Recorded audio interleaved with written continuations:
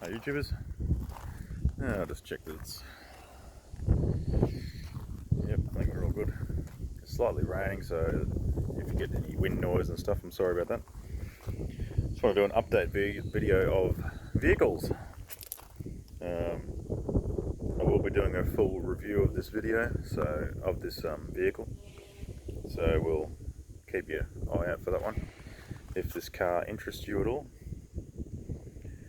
But yeah, I sold my van and my ute, and now I am debt free and I own a brand new car, which I just picked up this morning, just at mum and dad's place, because they had to help me take the two vehicles up. So here it is.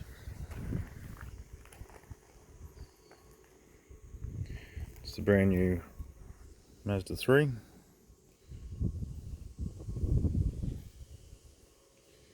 Um, 2019 model. There's not much difference to the 2020 in the Mazda 3 anyway. There's no difference, they're just identical. So this is the G25, which means it's the 2.5 litre. And in a GT spec. So obviously this will be different if you're watching it in America. I'm not sure what the spec level equivalent is, but this is the GT in Australia. The only one above it is the Acura, I think it is.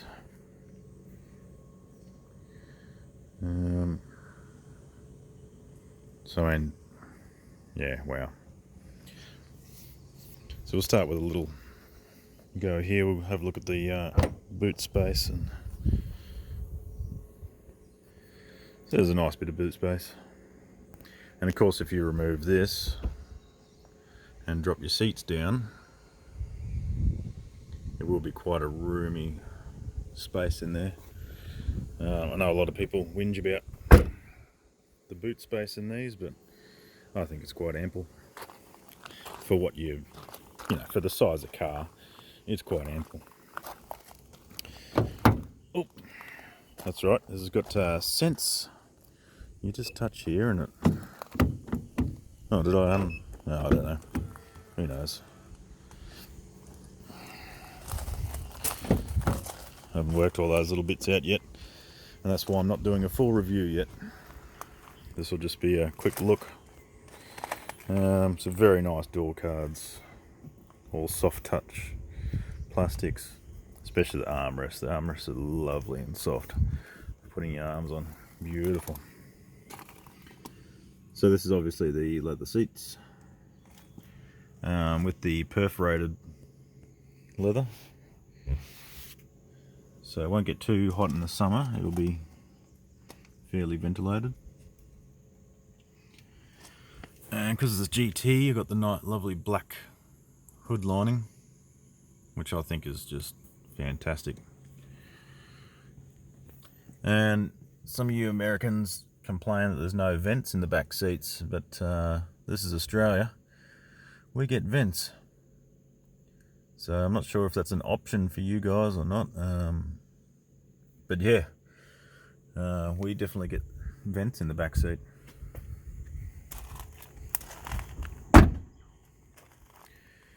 So into the front seat now. Once again, soft touch, plastics everywhere, leather here. I don't know if that's leather or... Oh, no, it is. It's stitched, yep. There you go. Might be leatherette, I don't know. Who knows these days? I mean, it's a very sleek looking dash, all soft touch plastic. Beautiful cubby holes, all done in felt. Good door pocket space. I think a 125 litre bottle would fit in there. So, you know, a normal soda water bottle or whatever. The seats are beautiful to sit on. Just magic. Center console's really cool. Slides back and locks there as well.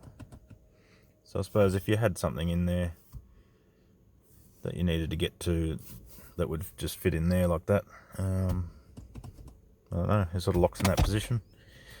And it also locks in that position as well. So, and then from there you can open it. But yeah, it's a nice deep pocket in there. And there's some lovely padding on there too. It's very nice on the elbows. I got the automatic, just because it's got the stop, start, stop, go, whatever they call it. I wanted all that self-driving sort of stuff. And yeah, it comes with the Bose stereo, which the other speakers are said to be up in here somewhere. I'm not sure where they are, but they're meant to be up in those in the footwell somewhere there.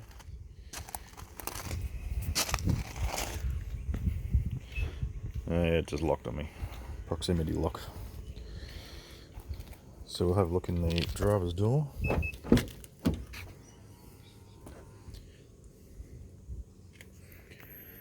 So lovely controls here. Those buttons are really, you can hear them.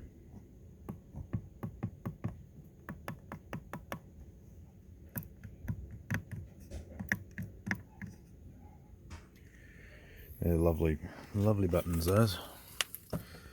I haven't figured out all these yet, but I-stop is something I definitely just turn off. I don't like that at all, but I'm glad they've got a button you can turn off. Traction control, I don't know why you'd ever want to turn that off, but it's there anyway. I guess that's parking sensors, don't know. Rear view camera, it's a nice feature. You can just press that and you can look behind you. Even if you're driving in forwards, you can still hit that and it'll show you the rear camera as well as the 360-degree camera. This one, wouldn't have a clue. We'll look at that in the other videos, I suppose. And 2 position savings on the seats, so full electric control. I wonder if I'll do it without the ignition on. Maybe. Oh, yep, there we go. Ooh, the back goes up. I'll see if I can get a better view of that.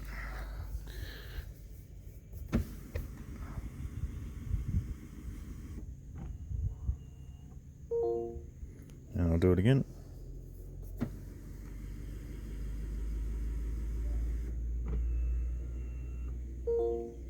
Very nice.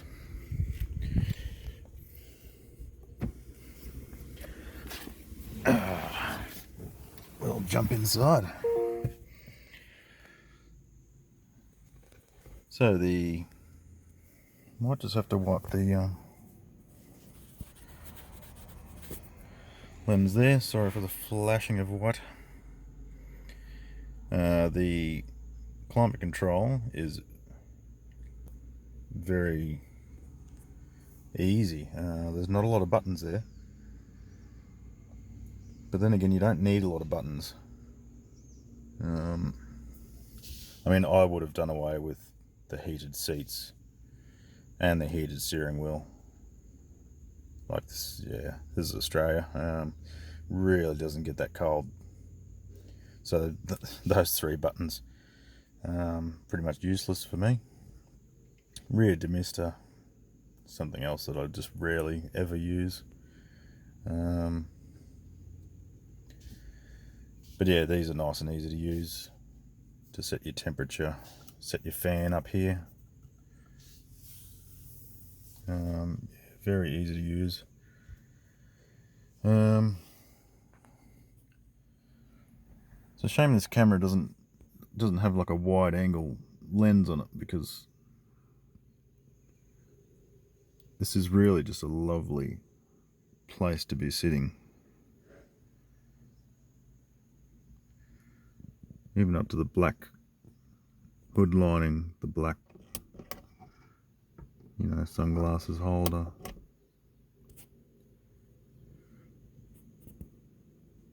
Everything is just really nicely finished. I'm going to close my door and we'll give it a little start.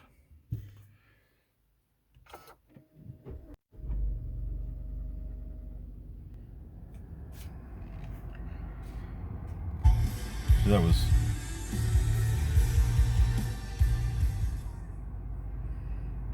it's almost worth another look, isn't it? It's a very nice startup with that digital dash.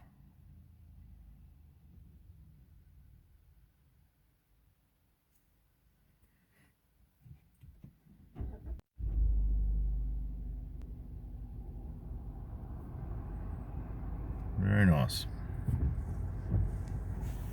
Yes, and my auto wiper's going off. So I just put the screen into this mode before I turned it off. It's just playing with the camera a little bit there. I can see that the screen's not very crisp on this through the camera. Not sure what that is, but it's definitely very crisp when you're looking at it. It's a very high DPI screen.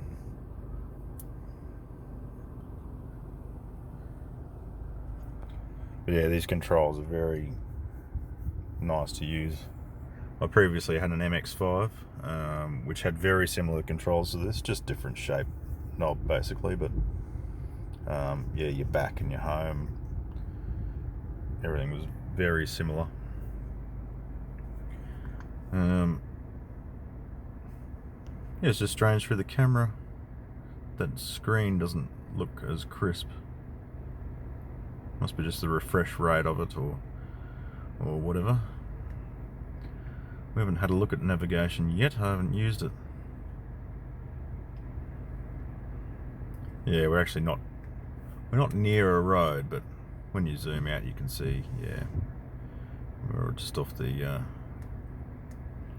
Diagonal Highway there, so near Wamuran. It is actually very nice being able to just zoom out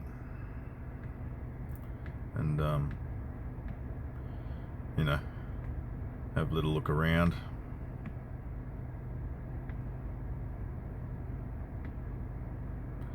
Something I did the other night is,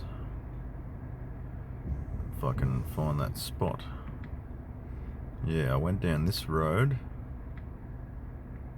to Mount Mee and then up Campbell's Pocket Road, and I did this in my four-wheel drive ute, Isuzu ute, and I'm glad I was in the four-wheel drive Isuzu ute because it was very wet, very slippery, and the roads were all covered with leaf litter and bark, and yeah, because it was just after a storm. So that was, yeah, it was actually quite fun going up through those roads, and had it in four-wheel drive and sort of thrashing it through the corners. It was quite nice, very lovely. But yeah, so I'll just rev the car a little bit because it's just brand new. I don't want it idling for too long. Yeah, that center console is not center console, whatever you want to call it, cluster display, instrument cluster. God, mincing my words today, aren't I? They've really come a long way, especially with that digital dash that's through there, because you can have that as an analog display, show you driving liters average.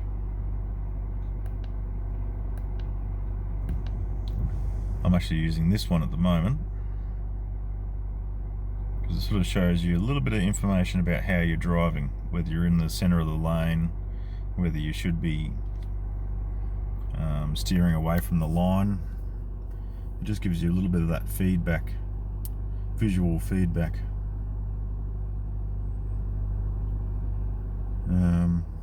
Yeah, so no, I find it to be a very good screen, that, and it blends in so well with the rest of the cluster. So say if you put it in that mode, like, you really can't tell the difference. I don't know how it looks through the camera, but certainly looking at it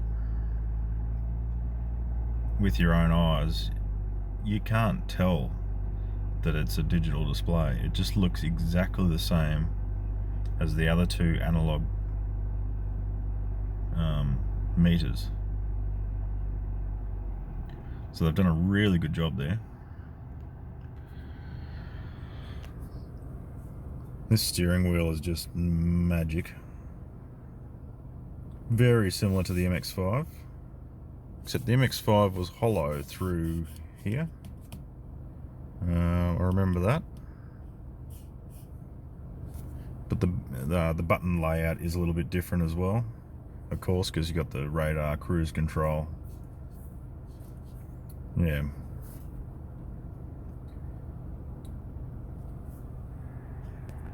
So I mean, your radar cruise control works really well. I drove it all the way home from the Sunshine Coast to my parents' place, which was about a 50-minute drive.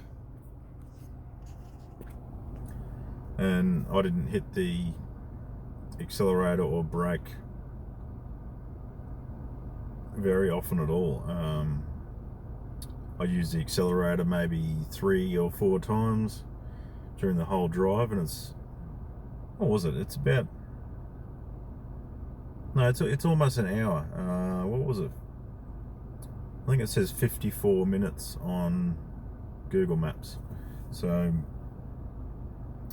out of almost an hour of driving, I touched the accelerator pedal 3 or 4 times, and I touched the brake maybe 6 times, maybe. I definitely used it a couple of times coming into the driveway.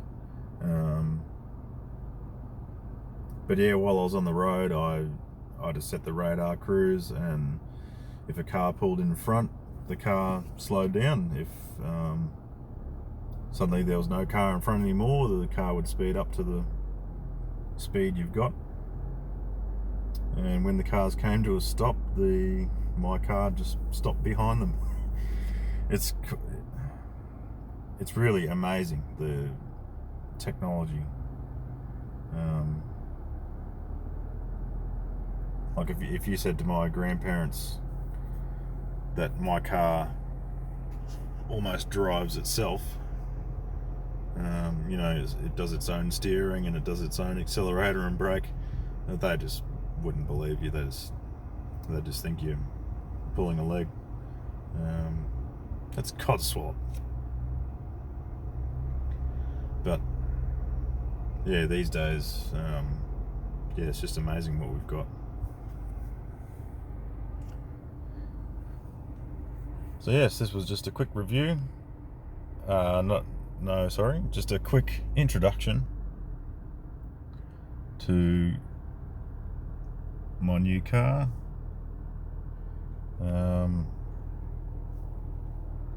I just love the fit and finish of Mazdas. They are always very nice,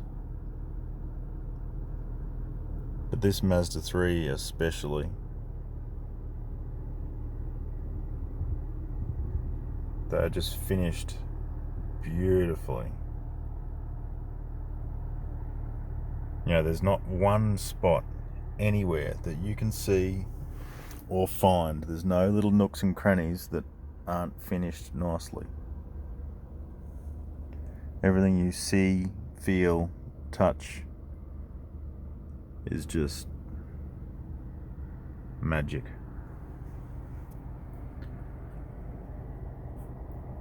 Even to the point of having a little display here that shows who's got their seatbelt on and who doesn't. You know, it's a very sleek design. Everything's finished beautifully. Yeah, steering wheel feels amazing in the hand. And in multiple positions too. I usually drive down here, but sometimes I put an arm up. You know, put a hand on top.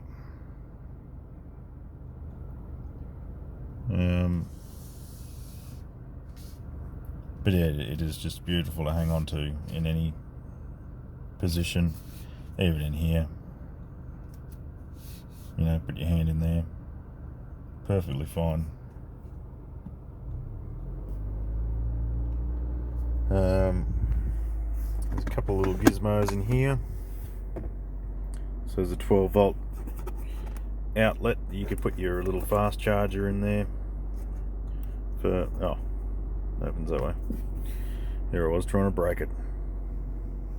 Yeah, USB and another USB up there.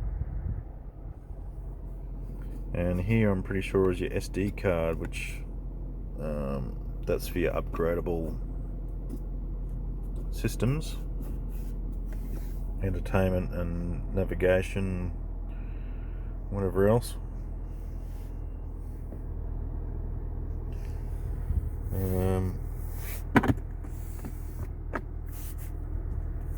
I like this thing. It feels really solid and it's really well padded. It's really nice for the elbow to sit on there. It's just nice.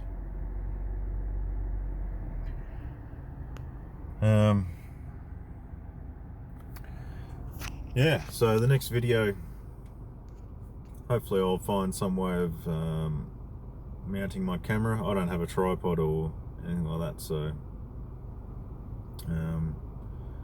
maybe I could borrow someone's GoPro with a tripod. Maybe I'll see how I go. Yeah, I just do videos on my phone. Like, I'm not very professional in that sense, but I'll give you a good honest review about things. I'll always do that. So yeah, the next video we'll try and do a proper review, maybe at you know, 500 k's or 1000 k's, you know, after I've gotten used to the vehicle and I know what everything does, know what all the buttons do, and I've learned how the driver aids work properly. I'm just experimenting with them, seeing what they do at this stage. But yeah, so anyway, have fun and drive safe.